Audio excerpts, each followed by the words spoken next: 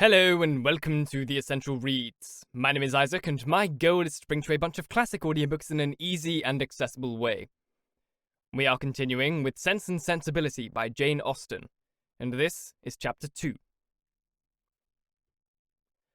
Mrs. John Dashwood now installed herself mistress of Norland, and her mother and sisters-in-law were degraded to the condition of visitors.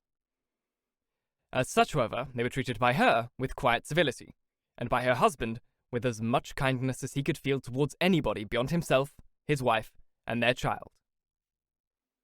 He really pressed them with some earnestness to consider Norland as their home, and as no plan appeared so eligible to Mrs. Dashwood as remaining there till she could accommodate herself with a house in the neighbourhood, his invitation was accepted. A continuance in a place where everything reminded her of former delight was exactly what suited her mind. In seasons of cheerfulness, no temper could be more cheerful than hers, or possess in a greater degree that sanguine expectation of happiness, which is happiness itself. But in sorrow she must be equally carried away by her fancy, and as far beyond consolation as in pleasure she was beyond alloy. Mrs. John Dashwood did not at all approve of what her husband intended to do for his sisters. To take £3,000 from the fortune of their dear little boy would be impoverishing him to the most dreadful degree. She begged him to think again on the subject. How could he answer it to himself to rob his child, and his only child too, of so large a sum? And what possible claim could the Miss Dashwoods, who were related to him only by half-blood, which she considered as no relation at all, have on his generosity to so large an amount? It was very well known that no affection was ever supposed to exist between the children of any man by different marriages.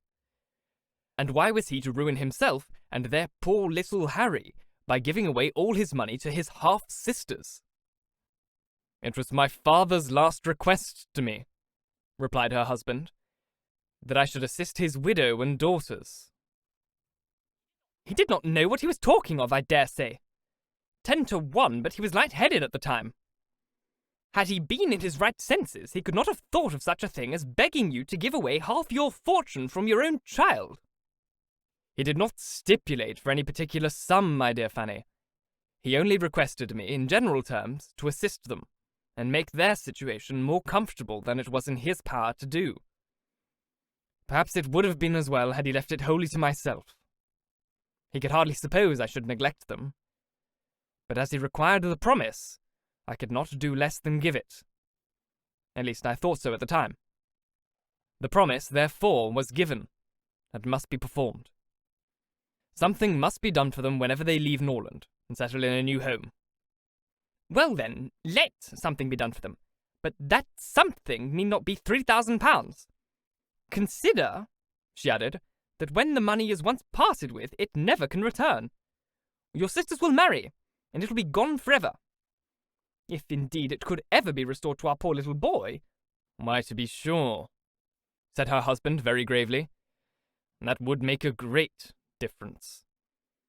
The time may come when Harry will regret that so large a sum was parted with. If he should have a numerous family, for instance, it would be a very convenient addition." "To be sure, it would." Perhaps, then, it would be better for all parties if the sum were diminished one half. £500 would be a prodigious increase to their fortunes." "Oh, beyond anything great! What brother on earth would do half so much for his sisters, even if really sisters? And as it is, only half-blood. But you have such a generous spirit." "I do not wish to do anything mean," he replied. "One had rather, on such occasions, do too much than too little. No one, at least, can think I have not done enough for them. Even themselves, they can hardly expect more." "There is no knowing what they may expect. But we are not to think of their expectations. The question is, what can you afford to do?" "Certainly. And I think I may afford to give them £500 apiece. As it is, without any addition of mine, they will each have above £3,000 on their mother's death. A very comfortable young fortune for any young woman." To be sure it is, and indeed it strikes me that they can want no addition at all. They will have £10,000 divided amongst them. If they marry, they will be sure of doing well, and if they do not, they may live all their lives comfortably together on the interest of £10,000. That is very true, and therefore I do not know whether, upon the whole, it would not be more advisable to do something for their mother while she lives rather than for them. Something of the annuity kind, I mean. My sisters would feel the good effects of it, as well as herself. 100 a year would make them all perfectly comfortable. His wife hesitated a little, however, in giving her consent to this plan. To be sure, she said, it is better than parting with £1,500 at once. But then, if Mrs. Dashwood should live 15 years, we should be completely taken in. 15 years? My dear Fanny, her life cannot be worth half that purchase. Certainly not. But if you observe, people always live forever when there is any annuity to be paid to them. She is very stout and healthy, and hardly 40.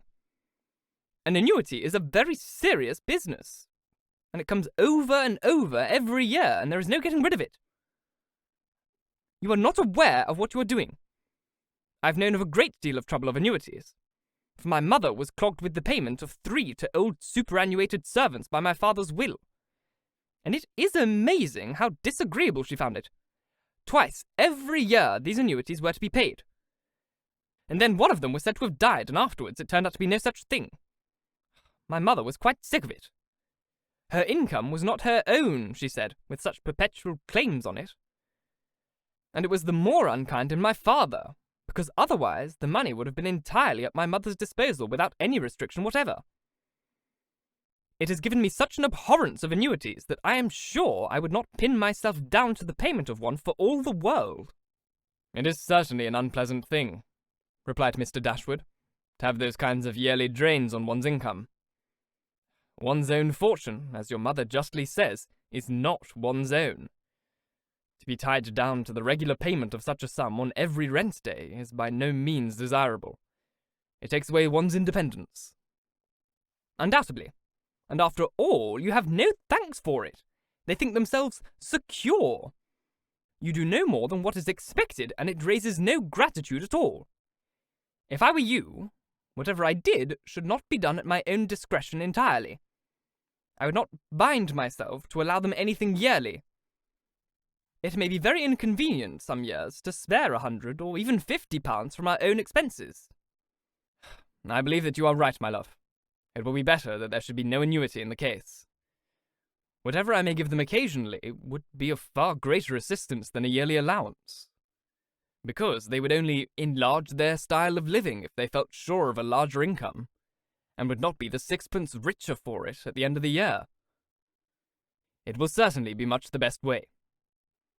A present of £50 now and then will prevent their ever being distressed for money, and will, I think, be amply discharging my promise to my father.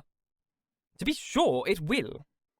Indeed, to say the truth, I am convinced within myself that your father had no idea of your giving them any money at all.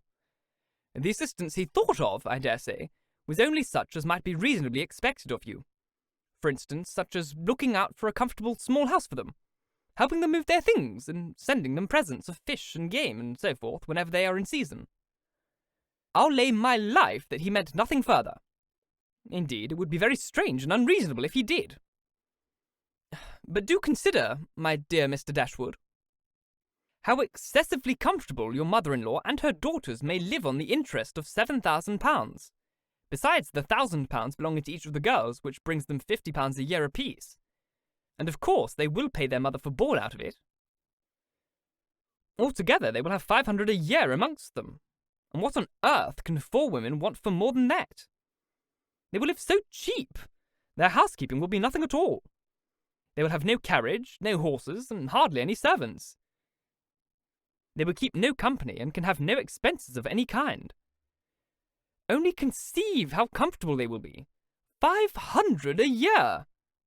I'm sure I cannot imagine how they will spend half of it. And as to your giving them more, it's quite absurd to think of it.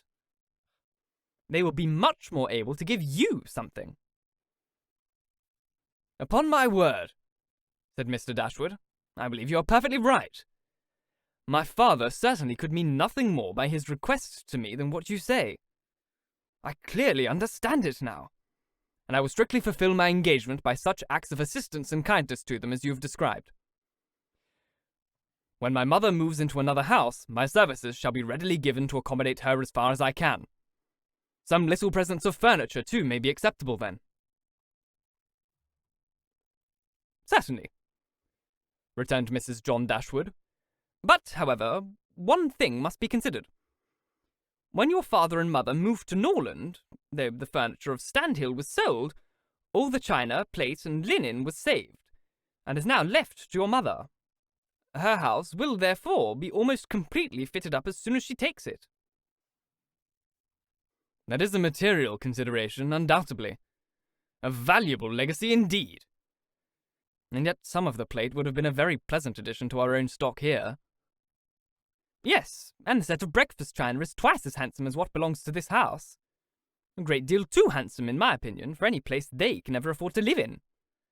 But, however, that is so. Your father thought only of them. And I must say this, that you owe no particular gratitude to him nor attention to his wishes. For we know very well that if he could, he would have left almost everything in the world to them. This argument was irresistible. It gave to his intentions of whatever decision was wanting before, and he finally resolved that it would be absolutely unnecessary, if not highly indecorous, to do more for the widow and children of his father than such kind of neighbourly acts as his own wife pointed out. Thank you so very much for listening. If you enjoyed, please like, comment, share, all that jazz, and if you really enjoyed, do subscribe, because there is more to come. If you're listening on podcast, please leave a review. It helps get this in front of as many people as possible, and you can now comment if you're on Spotify. Listening to Spotify is a great place to listen to me, even though the platform itself is dodgy for music listeners and whatnot, which isn't great. But it's a great place to listen to me, and I can hopefully get monetization options there, which will allow me to, do more wonderful things here, improve this space as much as I can. I've got a meeting with an audio engineer soon, which would be great. We'll be able to get it sounding absolutely perfect. And it will also allow me to, just be able to kind of do this and voice act and, not work a day job, which would be great. So, once again, thank you very, very much for listening. And until next time, bye-bye. I gotta figure out where to place my hand now in the new space. I usually just wave bye-bye, but I'll just change hands. I'm actually holding my pop filter. Break the illusion. Till next time, bye-bye.